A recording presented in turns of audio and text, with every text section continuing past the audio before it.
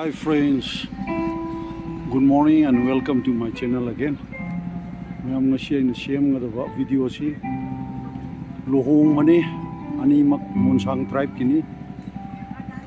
Dr. Ruwngsin wanglar amadi olive tesong ni ana ngasi gi luhong masi Monsang tribe ki luhong magi mong si karamay hongge chaba thakpa karamay tawge abuga invitees kiyam tinge habdo mayam masigi luhong masida amtang yengbisi mayam chikna aigi video sibu yengbiu haina request tawjani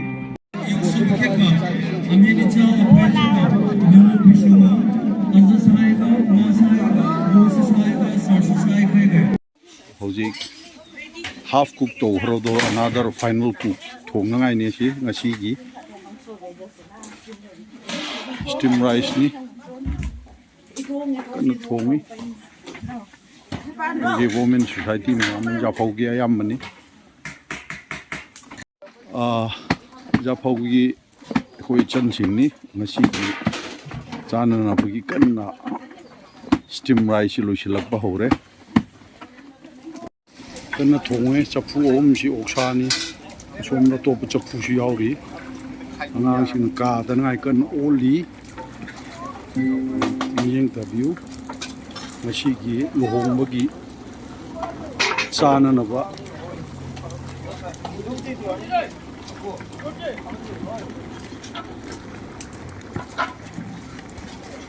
somna so sa magas iroi sa ni ga koi inong pa japau gi aman kan oli ka dan ngai somni sina iroi sa ni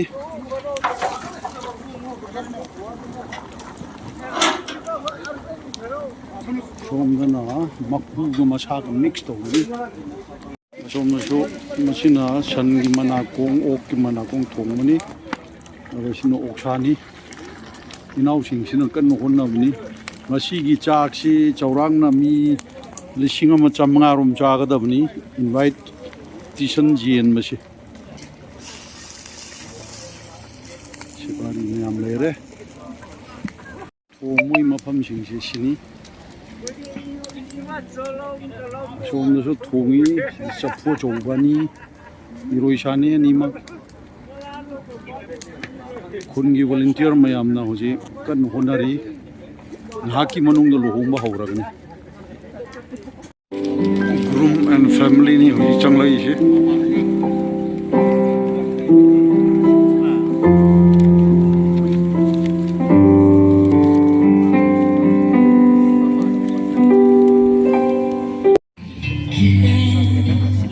four girls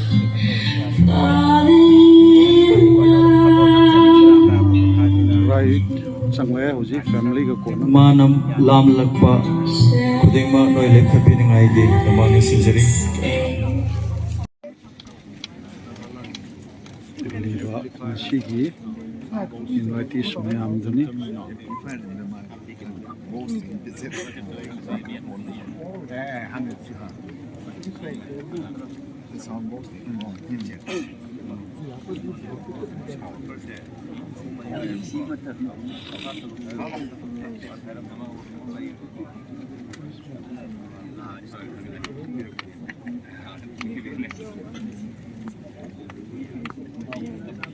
Yeah, that is what I'm saying. If he's really good human, he's supposed to return us.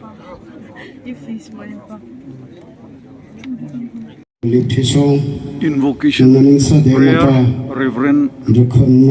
Shrimon Songsir Pastor Jehovah Baptist Church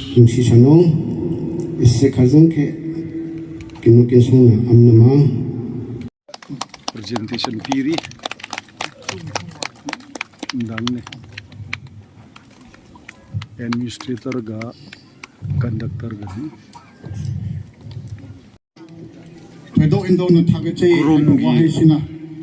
Mapani Mr. Pamwan Matansi word of thanks thala khadiktan jausinge maruina khoi lam len se ngasi khoina sin riba hol se bride ki big uncle ni Mahapusho Mashigi Ruwngsin Amadi Olive Imunganigi on behalf ta Amuk Hanna welcome to Jabagalunena Mapamasida Lenglang Leba Nakoi Punamak Pusho Krista Gimingda welcome to Jabani. Genesis chapter 1 verse 26 akoy loina khangi Christian ayambana Christian oiba administrator Reverend yum policy Alani unga Shomshir semsi family semsi harabdi executive secretary imungi akoy Monsang negi Baptist imungi Churches amadi church ki ishorna yabada akoy luhonggadabane haibase mi pumnamang na luhongba phanggadabane haibase masi akoy ki thajaduna lairiba ishor mahana lingkhat khraba sigumba family sigumba luhongba haibase akoy bible da yaukhrabane makoy ki ngasi luhongbagi mi mayamna respect piba yaba honor toba yabase makoy matam punamakta makoy da laigadabani haibase ai thamlinge hanbada nungsiba ani subada makoy ni commitment ahom subada respect oiba yaba ikai khomnaba yaba family luhongba se oigadabani haibase aina thamlinge phangma ngamdabagi adubu ishor gi nungsibadi chap manai adubu chiksil hoba ishor khang hoba mi aduna aikoy luhongbasi ayamana aikoy phangma ngami maduna mabani busu aina ahanba magdada congratulation asi pininge ahanbada masidi mayamna warau bidradi aikoy ge loan da mina taba yadaba khara yaurabani na masi aikoy loan oinaina hangjage Sapar Ruwngsin Wanglar Nanging Sano Olive Tesong ha Kining Kiminsana Amato Parhawang Kate is Nablongrar Italing nor Sitza Nipinute Kong Susawang Kate Olive Tesong Ruwngsin so Kining Kiminsana Amato Parha Wang Kate is Nablongrar Italing nor Sitza Oh, good nursing. Ruwngsin Wanglar Kung Ruwngsin Wanglar Kung Olive Tesong Nangso Olive Tisong Nangso Atit Bitam Ninke Atana Bitramningke Tanghangsi Hangsin Ihople Ihomle Chipi Jipi Tematang Intimata Itra Itra Tama Chama E Nonge Nongema Nonima Idin Idin Iditma Idinma Inhur Zimena Hurzimen Kining Kining Kiminsa Kiminsa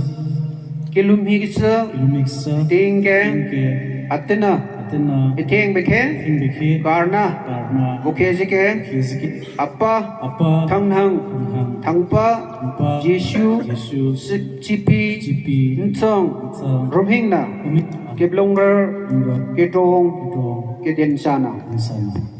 Olive Tesong Kung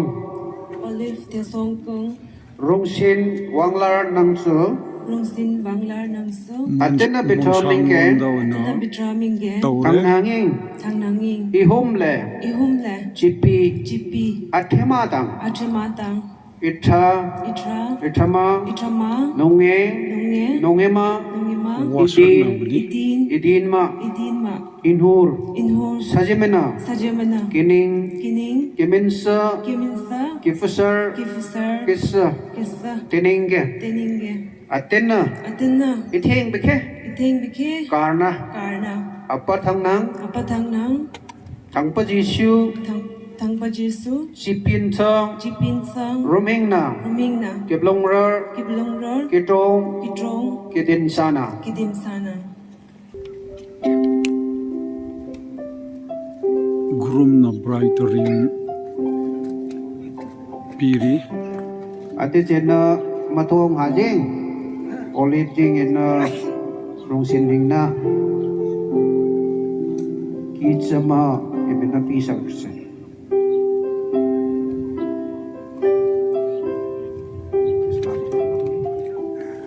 Chapter 19 verse 6 na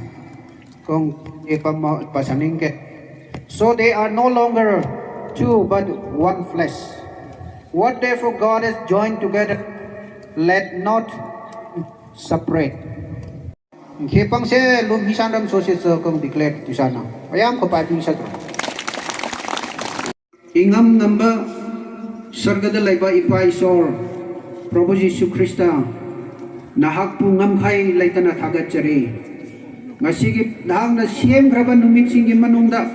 khwaidagi masina henna phagani haibagi Ruwngsin amadi Olive anina Ishor na hanga hauduk pigraba matay manaw family semgat pagi makada makoy ani wakal manaduna ahal lamon church masaya na pagi makada imong ama oina na bagi nahang na thoram pare ngasi singbiduna aikoy loisilakle haujikti makoy ani oidre amma to oire ke kage koy mayam kubak phugni chama dan matamda chapti lam na lo marle kubak si hau dre andak dikra hau hanse Churches Association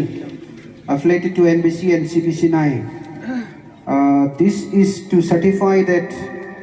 Dr. Ruwngsin Wanglar, son of Mr. W. Pamwar and Mistress N.G. Penikam of Japao Baptist Church, MNBCA, and Olive Tesong, daughter of T.S. Kumarling and J.S. Tesmala of Liwa Changning Baptist Church, MNBCA, were united in Christian marriage on this Lord's Day, Saturday, the 18th February 2023 at Liwa Changning Baptist Church.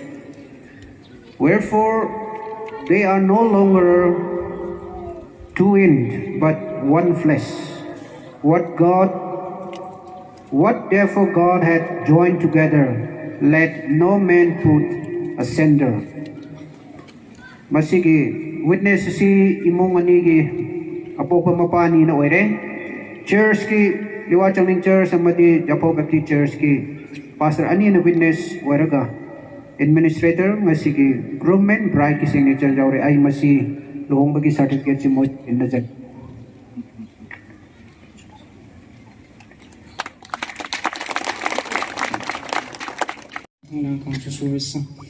Ate bekatana family ni team biki to main buin porong pigam na porong pi biki talin na bot tung suresang horas kin biki talin ni kumtung ti chipi tung ti bot pang perpisare ti senge team biki jang dinenge namne ko hing mo biki kitama na bung tung sang Kristo mina amen. mayam lore aduna chak cha na bu tholak pa mi mayam si yengbiu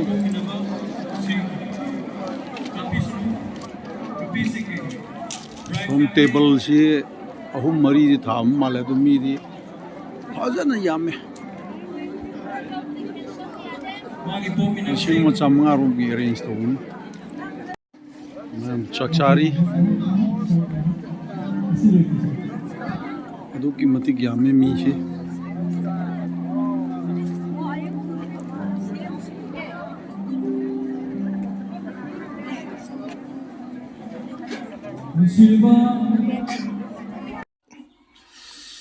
Hello friends, luhungba lore koi thule ado hoji chak chak daure ado ngasigi mathel si iroisha fry tauba oksha yam pikre ngasi gi oksha si adana singju ironba salak ad dal thongba kharani aduna mayam ngasigi di luhungba si haurso hautroso mutang pap asi iroisha da haurusi bimni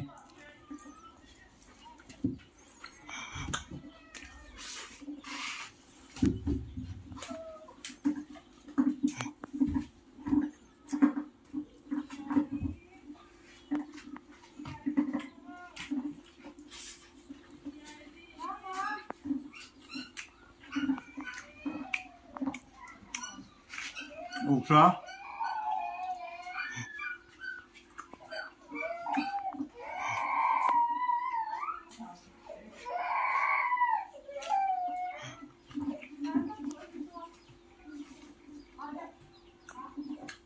이러이 먹고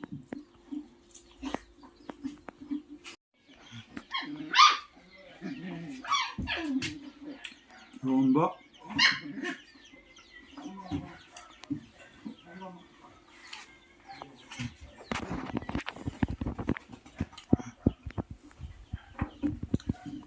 ngadi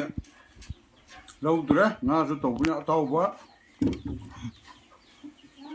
thùng bạc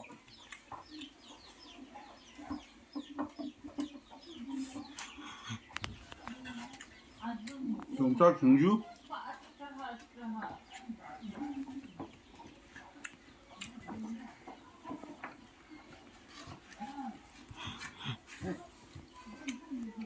옥사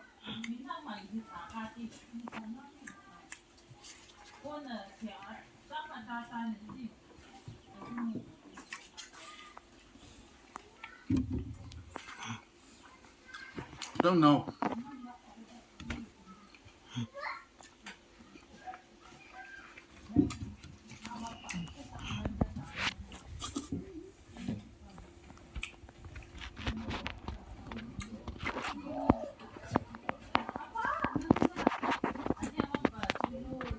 Matung.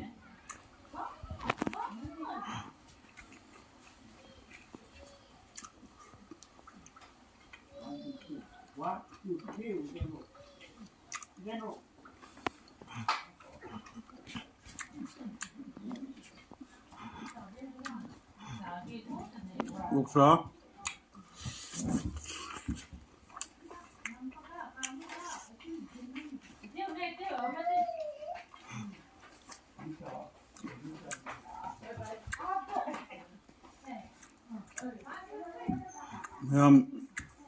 yam nuara ay video yang bibagi damuta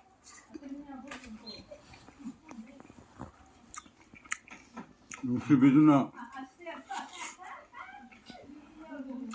subscribe to view, like to view, share to view. Bye.